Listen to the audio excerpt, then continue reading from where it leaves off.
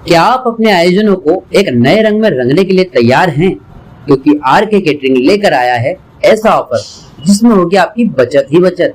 R K catering Khandwa शहर वासियों के लिए birthday, kitty party, meetings, anniversary, engagement, baby shower और अन्य आयोजनों के लिए बैंक्वेट हॉल की व्यवस्था करता है, वो भी बिल्कुल मुफ्त।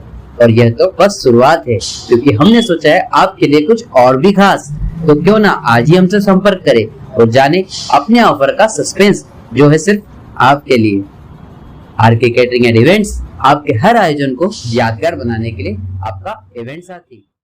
कुछ समाज के लोग आज आपके पास आए थे, उस पर भी है। आ जाओ जाहिद भाई, सुना दो।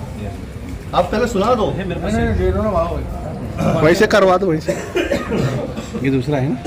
श्रीमान संभाग आयुक्त महोदय इंदौर संभाग मध्य प्रदेश एवं श्रीमान कलेक्टर महोदय जिला खंडवा मध्य प्रदेश। विषय अतिक्रमण के झूठे आरोप लगाने वालों पर कार्रवाई हेतु आवेदन।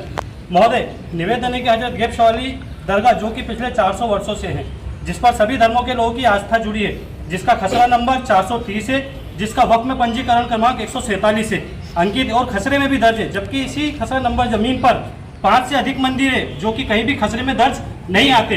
इस बात से हम लोग अंदाजा लगा सकते हैं कि दरगाह कितनी पुरानी और प्राचीन है। दरगाह के आसपास हमारा किसी भी प्रकार का कोई कब्जा या अतिक्रमण या रहवासी या व्यवसायिक अतिक्रमण दरगाह के आसपास या दरगाह के आजू बाजू में हमारा या हम लोगों का किसी प्रकार कोई अतिक्रमण नहीं है। किंतु इसके थोड़ी ही दूर पर जब हम देखते हैं तो एक शीतला माता मंदिर बना है जिसके पीछे 2000 वर्ग फीट का मकान बना है। हम देखते हैं एक नाग मंदिर बना है जिसके पीछे 2000 फीट का मकान बना है। उसी के बगल में एक 4000 स्क्वायर फीट का बगीचा बना हुआ है। इसी प्रकार दिगर जो अन्य धार्मिक स्थल है उनके पीछे भी किसी न किसी के मकान या भवन निर्मित हैं, किंतु वे धार्मिक अतिक्रमण की श्रेणी में नहीं आते, जबकि दरगाह के आसपास किसी भी प्रकार का कोई रिहायशी या आवासीय अतिक्रमण नहीं है। पिछले 15 वर्षों से हमारे द्वारा सतत शिकायत की जा रही है कि क्षेत्र में जो अतिक्रमण फैल रहा है उस पर कार्रवाई की जाए। 2010 में राज्य अल्पसंख्यक आयोग द्वारा श्रीमान कलेक्टर महोदय को भी एक लेटर जारी किया गया था कि आप उस क्षेत्र में जो अतिक्रमण है उसको हटाएं, और वो भी हम लोगों के आवेदन पे हुआ था। 2015 में हमने एक शिकायत की, 2016 में हमने एक शिकायत की, 2017 में भी जब दरगाह की टाइल्स बदल रही थी उस समय भी इसी प्रकार का विवाद खड़े किया था। तब भी हमने उस समय के जो तत्कालीन कलेक्टर महोदय थे उनको आवेदन दिया। जब जांच की गई तो सारे जो आरोप थे वो निराधार पाए गए, और अभी भी देखने में आया कि जितने भी जो आरोप लगाए ये सारे निराधार हैं। जबकि वहाँ क्षेत्र में जो पट्टे बटे हैं 15/18, 15/23, 15/20, किंतु जब हम उसकी जांच करेंगे तो उन मकानों का size 1000 square feet, 8000 square feet, 1200 square feet. तो यहाँ पे ये बात सत्यता साबित हो जाती है कि धर्म के नाम पे धार्मिक अतिक्रमण किनका है। हमारा किसी प्रकार का कोई अतिक्रमण नहीं है। और एक बार आपके समक्ष हम लोग फिर पुनः एक मांग को दोहराते हैं कि उस क्षेत्र के सभी पट्टों का और भूमि का सीमांकन करें, और जिनका भी अतिक्रमण हो उन पर कठोर से कठोर कार्रवाई करते हैं, उसको तत्काल हटाया जाए। और ये पूरे समाज को बदनाम करने की साजिश है श्रीमान जी, जबकि वहाँ पर किसी प्रकार का कोई अतिक्रमण नहीं।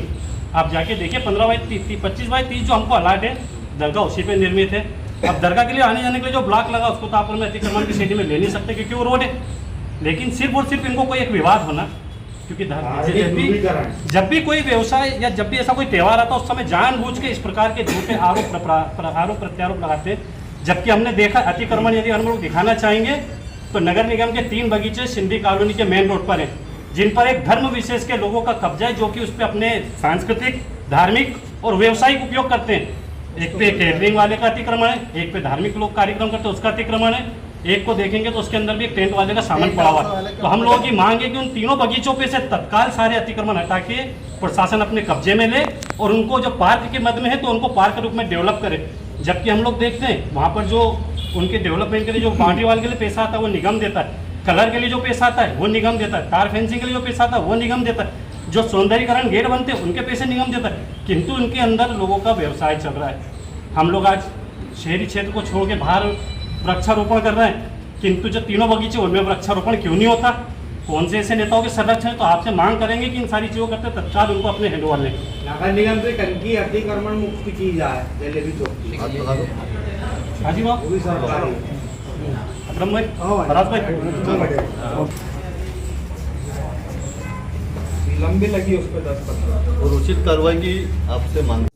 ये गैब्स वाली सरकार दरगाह के कमेटी के हम लोग सभी हैं, और वहाँ पर ये जो आसपास लोगों ने जो अतिक्रमण कर रखा है उसकी सालों से हम कंप्लेन कर रहे हैं, लेकिन उस पर किसी प्रकार की आज तक कोई कार्रवाई नहीं हुई।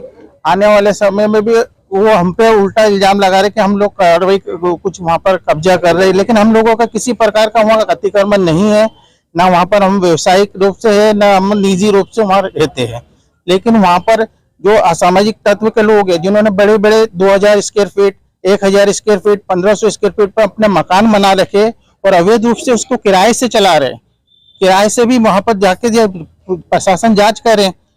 मंदिर बना रखा है छोटे छोटे जिनका रिकॉर्ड शासकीय रिकॉर्ड में कोई रिकॉर्ड नहीं, लेकिन उस मकानों पे वहां पर उन्होंने मंदिर छोटे छोटे बना लिए, उसके पीछे 2000 स्क्वायर फीट के मकान बना लिए, उस पर अवैध कब्जा है। तो हम चाहते हैं कि उस पर कड़ी से कड़ी कार्रवाई की जाए उन जिन लोगों ने वहां अतिक्रमण कर रखा है, इसलिए यहाँ पर आए थे आज।